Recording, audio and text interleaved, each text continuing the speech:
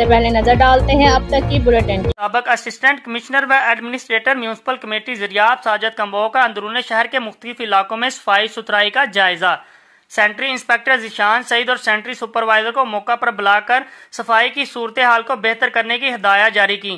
सहाफियों से गुफ्तगू करते हुए असिस्टेंट कमिश्नर व administrator municipal committee Zaryab Sajid Kamboh ने कहा कि शहर की मेन शाहराहों के साथ साथ अंदरून शहर की सफाई सुथराई को भी चेक किया जा रहा है।